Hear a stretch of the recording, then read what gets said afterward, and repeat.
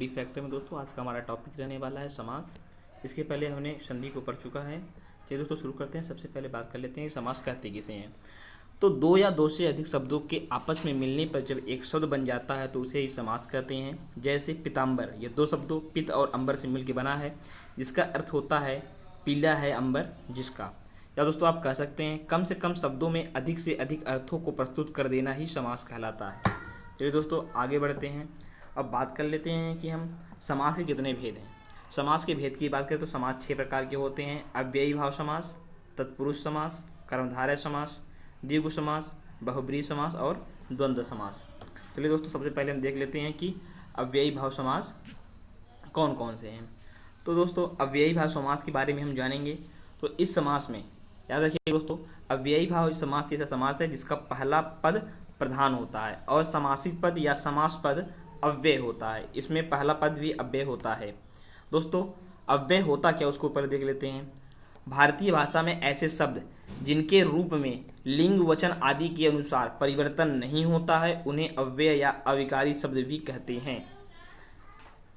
जिसका व्यय न हो उसे क्या कहेंगे, अव्यय कहेंगे। जैसे दोस्तों यथा, तथा, यदा, कदा, जब, तब, प्रति, आ, अनु, यावत, अभर। दोस्तों याद रखिएगा जिस शब्द में ये सभी शब्द यथा, तथा, यदा, कदा, जब, तब, प्रति, आ, अनु, आवत, भर आ जाए तो वह अव्ययी भाव समास हो जाएंगे। देख लीजिए दोस्तों इसका उदाहरण, जैसे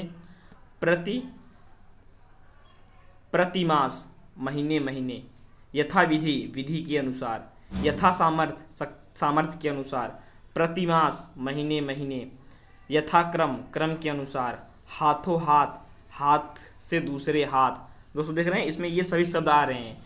जो शब्द यहाँ पे दिए हुए हैं यह शब्द आप नोट कर लें। यह शब्द जिन शब्दों के पहले आ जाएंगे वह क्या हो जाएंगे, अव्ययी भाव समास हो जाएंगे। दोस्तों अब देखते हैं हम तत्पुरुष समास को। अव्ययी भाव समास में हमने देखा कि इसका पहला पद प्रधान होता है, लेकिन तत्पुरुष समास में इसका अंतिम पद प्रधान होता है, अर्थात दूसरा पद प्रधान हो और दोनों के बीच कारक चिन्ह अथवा विभक्ति का लोप हो उसे तत्पुरुष समास कहते हैं।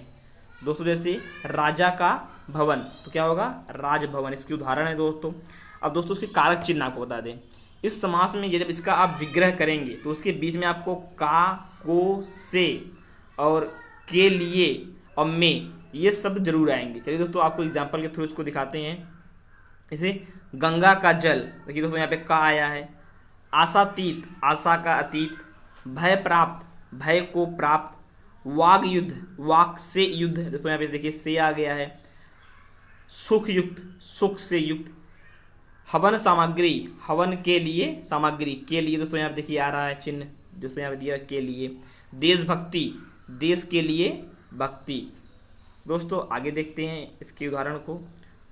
जैसे दोस्तों सभा भवन, सभा के लिए भवन, देखिए यहाँ पे भी के लिए आया है। नेत्रहीन, नेत्र से हीन। कवि श्रेष्ठ, कवियों में श्रेष्ठ, दोस्तों यहाँ देखिए में आ गया है। नराधम, नरों में अधम। दोस्तों ये इसके उदाहरण हो गए हैं। आप यदि आप इसके जो ये पॉइंट हैं का, को, से, के लिए यदि आप याद कर लेते हैं तो आपको इसको पहचानने में कठिनाई नहीं होगी। दोस्तों यदि आप इसका पीडीएफ चाहते हैं तो आप हमारे टेलीग्राम पे जाइए और यही जो लिखा हुआ है स्टडी फैक्टर, इसे आप करिए सर्च, हमारा चैनल आएगा उससे आप जुड़ जाइए और इसका पीडीएफ आपको वहाँ मिल जाएगा। और दोस्तों वीडियो को अपने सभी दोस्तों को शेयर जरूर कर दें। अब दोस्तों आगे देखते हैं कर्मधारय समास। जिस पद में पहला पद विशेषण और दूसरा पद संज्ञा या सर्वनाम हो वह कर्मधारय समास कहलाता है। दोस्तों इस समास में आपको जब इसका विग्रह करेंगे तो आपको बीच में जो शब्द जो शब्द आपको जरूर मिलेगा। जैसे आप देखिए एग्जाम्पल को, महाकवि अर्थात महान है जो कवि, देखिए जो आ गया ना, महोस्त, महान है जो औषध। नीलकमल, नीला है जो कमल। नीलांबर, नीला है जो अंबर। दोस्तों उसमें बीच में जो शब्द जरूर आएगा। और दोस्तों कर्मधारय का एक दूसरा प्रकार भी होता है, उस प्रकार को आप देख लें। वो प्रकार होता है जब एक पद उपमान हो और दूसरा पद उपमेय हो तो वहाँ भी कर्मधारय समास होता है। जैसे दोस्तों इसका जो चिन्ह होता है वो होता है समान। समान यदि किसी विग्रह में आता है तो वो क्या हो जाएगा, आपका कर्मधारय समास का दूसरा रूप होता है। जैसे चरण कमल, चरण कमल के समान चरण, मृग लोचन, मृग के समान लोचन, लता दे, लता के समान दे। अब दोस्तों देखते हैं द्विगु समास।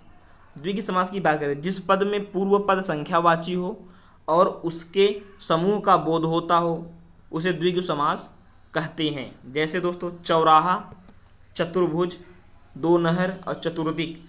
चौराहा में 4 है, चतुर्भुज में 4 है, दो नहर में 2 है, चतुर्दिक में भी 4 है। तो यहाँ पे दोस्तों पहला शब्द संख्यावाचक है, इसलिए क्या हो जाएगा द्विगु समास। जैसे यहाँ देखिए त्रिभुवन, 3 भुवनों का समाधार, चौराहा, 4 राहों का समाधार, नवग्रह, 9 ग्रहों का समूह, त्रिफला, 3 फलों का समाधार। अब दोस्तों देखते हैं बहुव्रीहि समास को। बहुव्रीहि समास की बात करें, जब किसी समास में प्रयुक्त दोनों पदों में किसी भी पद की प्रधानता नहीं होती। दोस्तों प्रश्न बनता है कि किस समास में कोई भी पद प्रधान नहीं होता, तो वो क्या होगा, बहुव्रीहि समास होगा, याद रखिएगा आप। इसके अलावा तीसरे पद की प्रधानता होती है, किसी तीसरे की विशेषता बताई जाती है। तो दोस्तों यदि किसी शब्द में किसी तीसरे की विशेषता बताई जाए तो समझ लीजिएगा कि वो बहुव्रीहि समास है। जैसे चक्रपाणी, चक्र है जिसके पाणी में, अर्थात कृष्णा। दोस्तों यहाँ देखिए कोई भी पद प्रधान नहीं है, लेकिन इसमें कृष्णा की विशेषता बताई जा रही है, तो यह क्या हो जाएगा, चक्र है जिसके पाणी में। उसके बाद तो दोस्तों इस शब्दों में यदि बहुव्रीहि समास कर रहे हैं, यदि आप उसका विग्रह करते हैं तो आप में जिसका या जिसके, क्या जिसका या जिसके, ये शब्द आपको जरूर मिलेंगे उसके विग्रह में। जैसे लंबोदर, लंबा है उदर जिसका, अर्थात गणेश जी के बारे में यहाँ बात हो रहा है। पीताम्बर, दोस्तों पीला है अंबर जिसका, अर्थात विष्णु। चंद्रशेखर, चंद्र है शिखर जिसका, अर्थात शिव।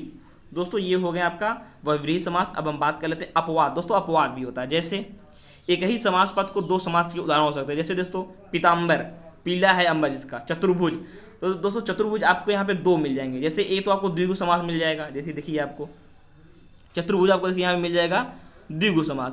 इसी प्रकार आपको और समास, दूसरे समास में भी चतुर्भुज मिल जाएगा। तो दोस्तों ये कुछ उदाहरण, कुछ अपवाद हैं।